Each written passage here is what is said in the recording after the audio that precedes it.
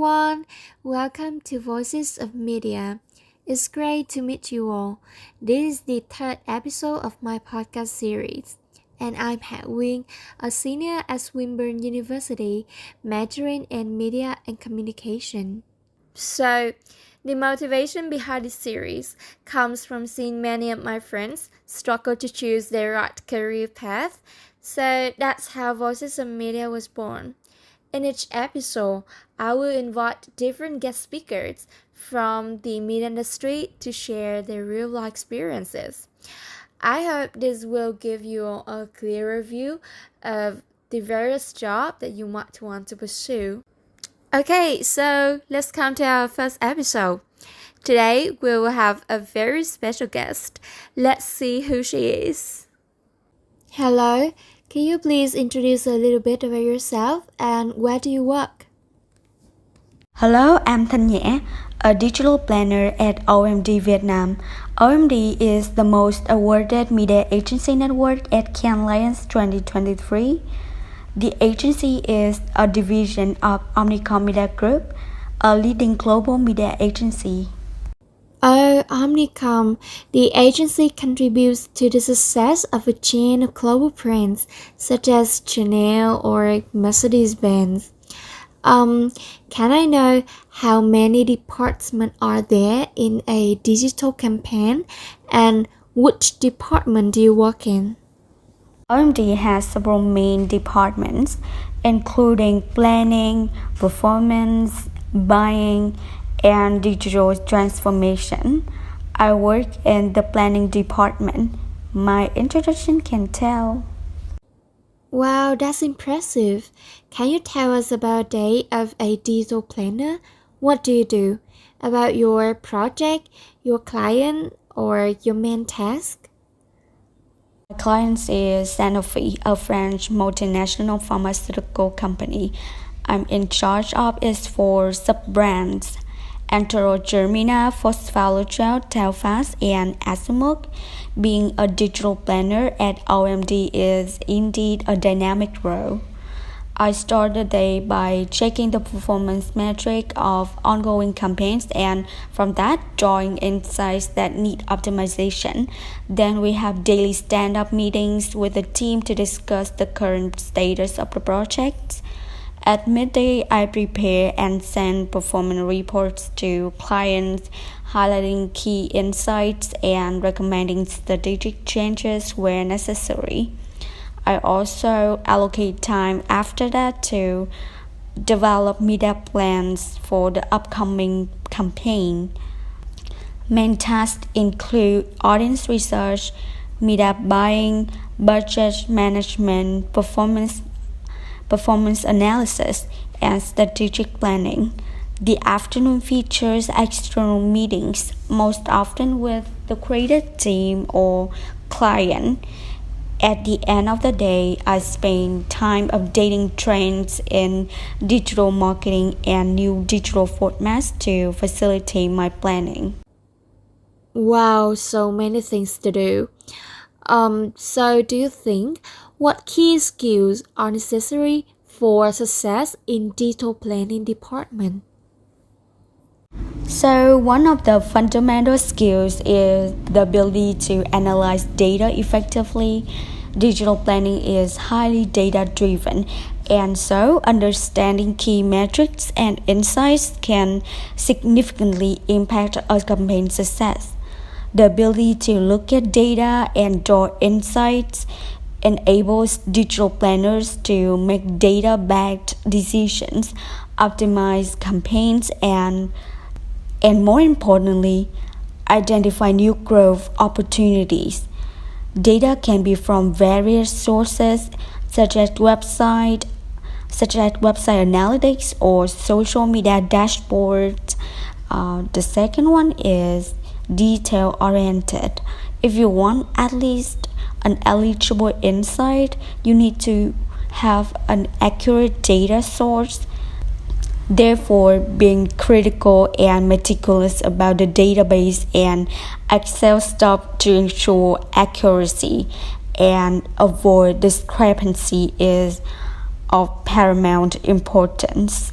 Besides that, a successful digital planner possesses strategic thinking and planning skills, the ability to take into consideration various factors such as target audience, competition, and industry trends can facilitate a comprehensive strategy which align with the business objective. Last but not least, the digital landscape is ever changing with new technologies, platforms, and trends emerging daily. A proficient digital planner is hungry for knowledge and committed to continuous learning. They keep up to date with industry trends, algorithm shifts, and evolving consumer behaviors. They keep their skills sharp. They adapt and form innovative strategies that ensure the business remains ahead of the curve.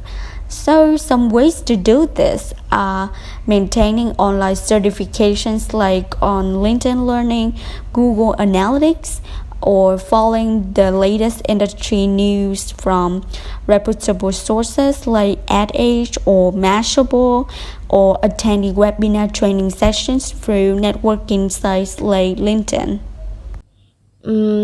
Not many people fully understand the role of a digital planner, so they do not know exactly what to do.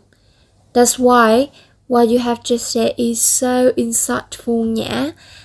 And I believe that every career has its challenges. So, what are some common challenges you have to face in your role, and how do you deal with it? For me, is the ability to draw insights from data. Interpreting complex data sets is difficult for me without advanced analytical skills at first. Large volumes of data are overwhelming and make it extremely difficult to identify key insights. Data alone do not provide enough context to understand the underlying reasons behind trends. So to deal with it, I would say practice, practice, and practice. Gradually, I taught some lessons that helped me to improve my data reading and insight generation skills. So, to deal with an overwhelming pool of data, I focus more on the most relevant metrics that align with the campaign goals.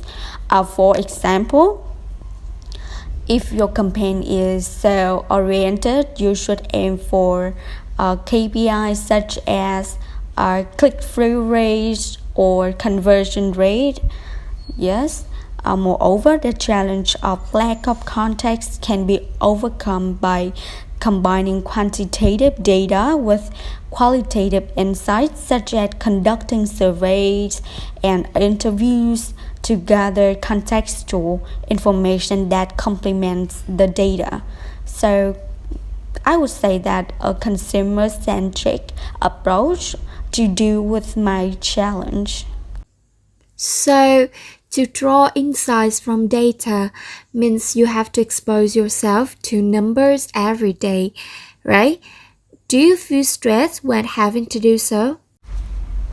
Initially, yes, but gradually I'm hooked by how one can interpret the data with aspiring storytelling.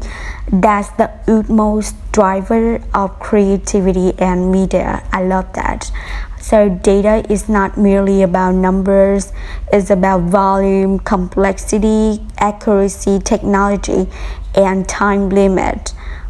Anyone new may come under a lot of pressure in gathering data constantly. And I think many young practitioners walking into this industry initially feel scared of numbers, but don't worry too much.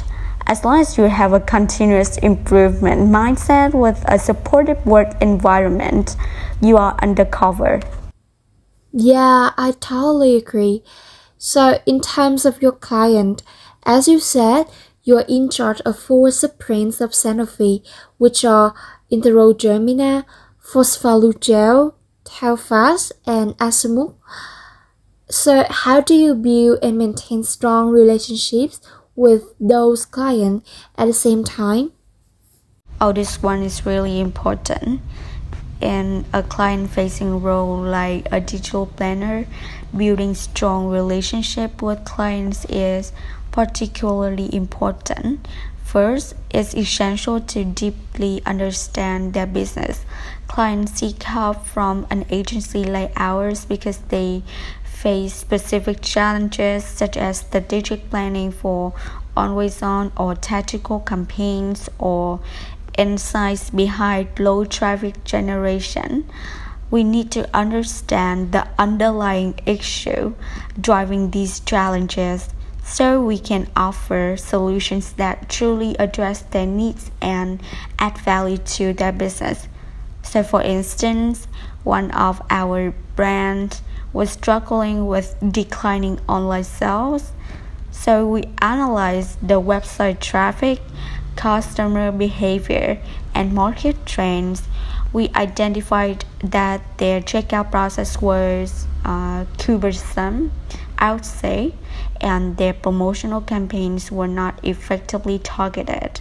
We provided a comprehensive strategy that included optimizing the checkout process and launching personalized marketing campaigns.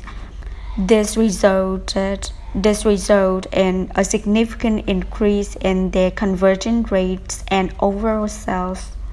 Secondly, effective communication is key.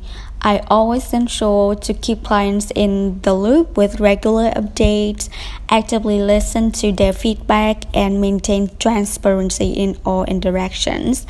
This includes providing clear explanations, timely responses, and being honest about any setbacks or changes made for that brand. For one of my brands, for all my brands, we scheduled weekly meeting to discuss progress, share insights from our data analysis, and adjust strategies as needed.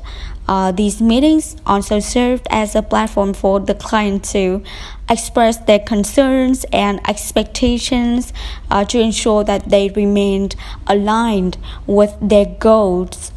Moreover, providing detailed reports and data analytics helped in demonstrating the impact of our efforts and the value we brought to their business.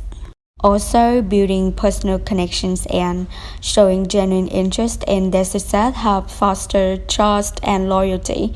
This is achieved through personalized touches such as remembering important dates, acknowledging their milestones, and celebrating success together. For example, when our brand hit a significant sales milestone, we send a congratulation package to their team.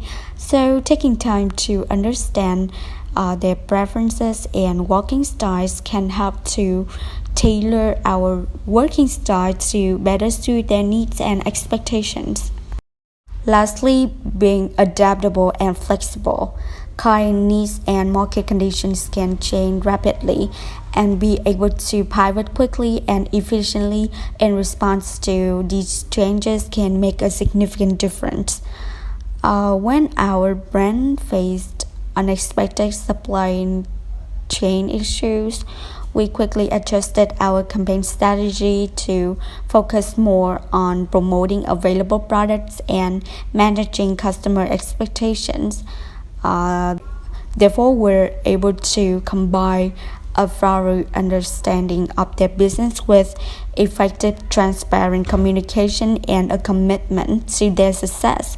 We build a strong, long-lasting relationship that contribute to their success. And there's one more thing that I'm curious about, which is how do you handle your client feedback, especially when it is critical? I know that not all the clients are always keen and sympathetic to the agency. Facing critical client feedback, be solution oriented. Stay calm and professional, actively listen, and acknowledge their concerns with empathy. So take responsibility for any mistakes without making excuses and provide immediate and long-term solutions to address the issue. follow up regularly to ensure that they are satisfied with the resolution and use the feedback to improve your progress. When handling critical feedback, start by maintaining composure and approaching the conversation with a mindset of understanding and resolution. Actively listen to the client's concerns without interrupting, showing genuine empathy and appreciation for their feedback. This demonstrates that you value their input and are committed to addressing their issues.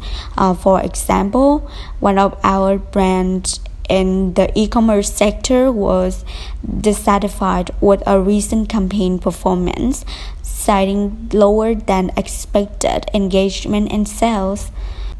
In response, we scheduled an urgent meeting to discuss their concerns in detail. During the meeting, we listened attentively, took notes, and asked clarifying questions to ensure that we fully understood the root of their dissatisfaction.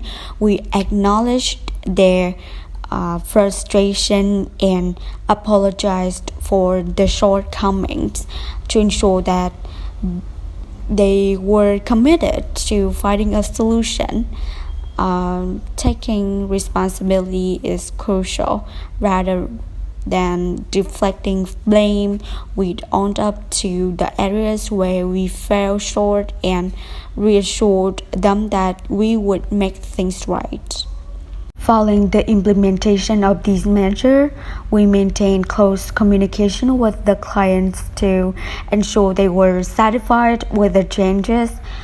Regular follow-ups allowed us to address any new concerns promptly and demonstrate our dedication to their achievement. So in this case, the clients were not only pleased with the improvements, but also appreciated our proactive approach and transparency. This experience taught us valuable lessons, which we incorporate into our process to prevent similar issues in the future. So this is the last question for those who want to apply to Omnicom. Yeah, so how about your workplace and your colleagues? The office is really a dynamic and collaborative space with open areas for team interactions as well as quiet zones for focused work. My colleagues go the extra mile to support everyone, which is really appreciative. And as a digital planner, I must work closely with performance and buying teams. So collaboration and effective communication, you see, are crucial. Thank you for all your insights, Nhã. On behalf of my audience, I wish you continuous success in your career path. If anyone has more questions, feel free to contact me, and I'm really happy to connect you with Nhã for more information. And that's all for our third episode of Voices of Media. I hope you guys find it useful and inspiring. Goodbye for now and see you in the next episode.